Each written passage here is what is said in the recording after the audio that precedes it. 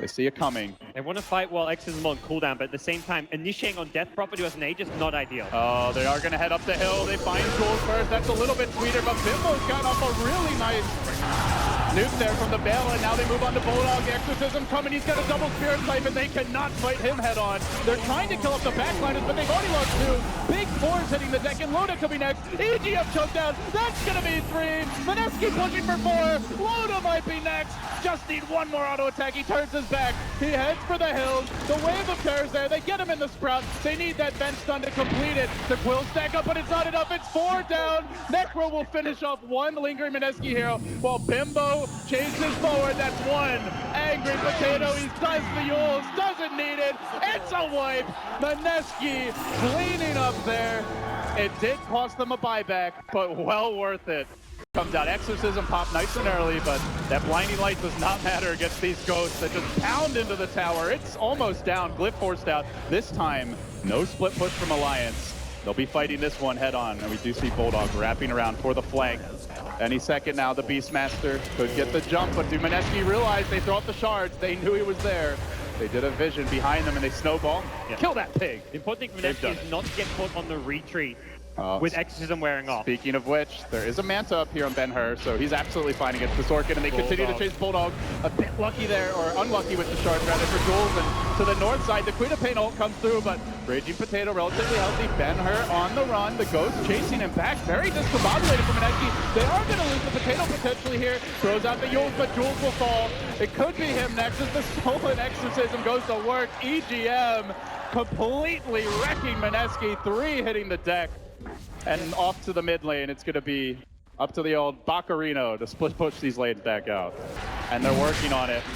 The scan did come out, and they frantically scramble towards the pit. The Nature's Prophet has the teleport into the pit, ready to go. The entire Mineski squad are just bulldozing in already. Raging Potato, he's popped the ultimate, but he gets pushed onto the high ground by Ake. Not completely caught out, but is isolated from the fight, and they manage to get the Aegis here. As for it, Loda now feeling very confident to move in. There's the roll forward onto Bulldog. Raging Potato still working, but it's onto Loda. He's very tanky. Not an easy hero to bring down another Spirit Siphon. He shrugs it off. This Crimson Guard doing work as Baccarino will end up going down. The Nature's Prophet into the deck. And Mineski, they do see some stragglers here, but they're very tanky ones. Can they really kill off Loda? This Bristleback is not an easy grab. They're going to try. They silence S4. They roll onto him. They turn for the Queen of Pain. She's caught out. One more swipe. There's the Aegis down, but EGM sitting on the backside of this fight, just looking for spell steals, looking for a way to salvage it. S4 blinking back, and Mineski chasing forward. The Sprout ends up catching them in.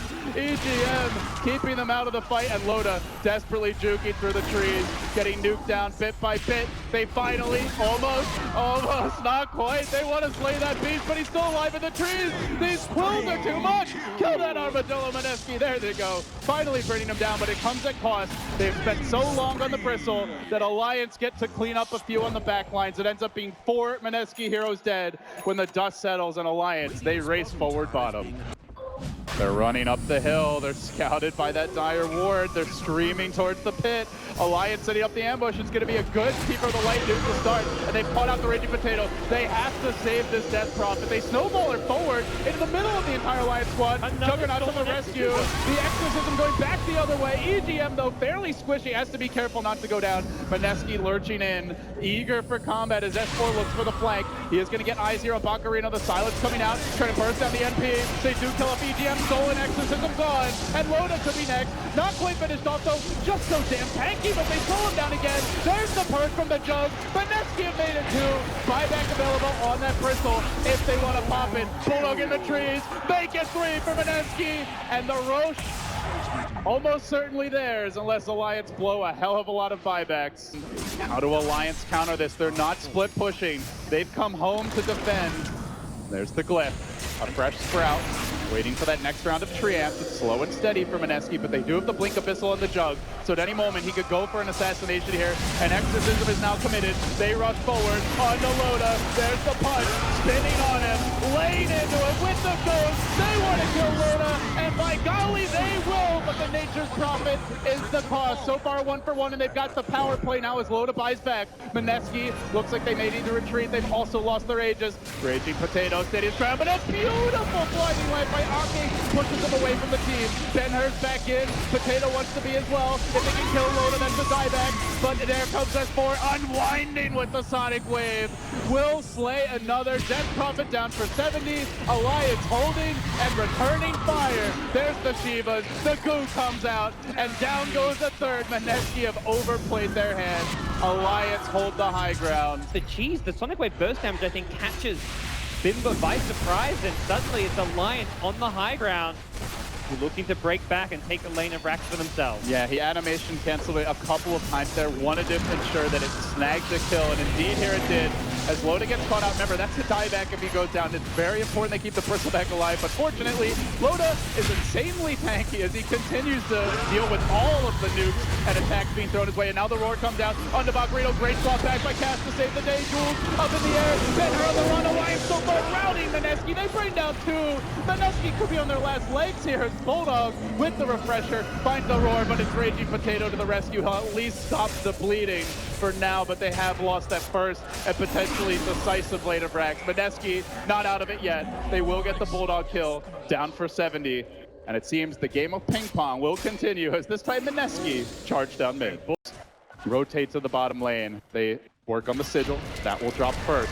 But now the real structural damage can begin. Still 40 seconds without the Nature's Prophet. Death Prophet 10 seconds away. And even when she's back, she won't have the exorcism for a couple more, but there's the Yule on the Jules. He's down. Alliance in the lower bracket fighting not only for their Manila major lives, but perhaps their TI invite ones as well, are staying the course. They get the Spirit Siphon off on Loda.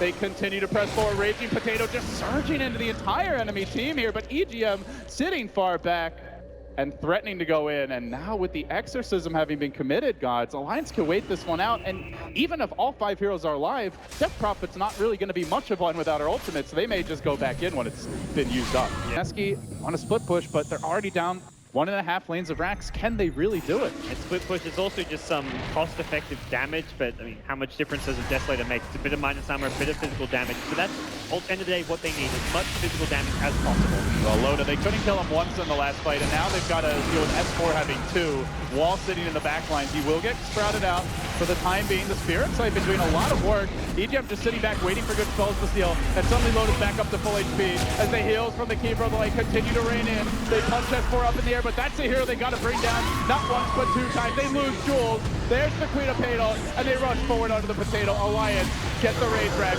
They might get more. Bimbo can't afford to die here, but die he will. Out for 80. He has a buyback, but he doesn't have an exorcism, and this time Alliance might just skip and go straight for the throne. They had the stolen exorcism once more. EGM lets it loose. Oh my Churning God. through Mineski building. Banging on the front door. Nobody's home for Mineski. They just can't withstand the onslaught. Loda just stands and fights, and Mineski can't take the punishment. Heroes are falling. Buildings are crumbling. The end times are here for the Filipino squad. Down goes the melee. The range is all that remains, and a frantic rat game begins. But Alliance know how to deal with that. The Nature's Prophet heads to the top side, but it's far too late, it feels. Alliance are just going to stick around mid. They can't even easily get a full lane of Rax top. Will Ben-Hur be able to turn the tides? He does get the stun off on S4, but S4 jumping away. And now they have managed to catch out the MP. Oh, actually gets the Bulldog kill. A pretty big one, but it's Megas, Gods.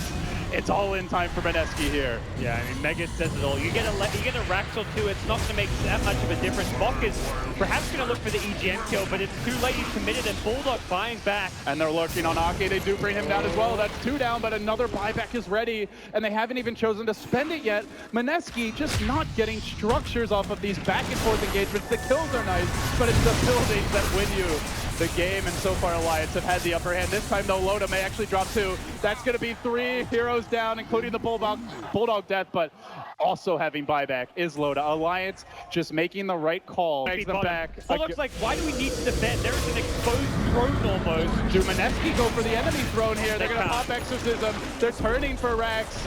It's just not happening fast enough for them. LD. Somebody has to go home, but sitting back to cancel TPs is EGM. Potato says, screw it. It's all in on the throne. They said, no, only to toss the stall, but is it really enough? The throne dropping quickly and fall, and S4 blinks to the left with one last throw of the dagger. Down goes the throne, and Alliance move on. They survive. Mineski eliminated here at the Manila Major in front of a hometown crowd. A brutal way to go out, but it does set the stage for a Na'Vi versus Alliance showdown in the lower bracket.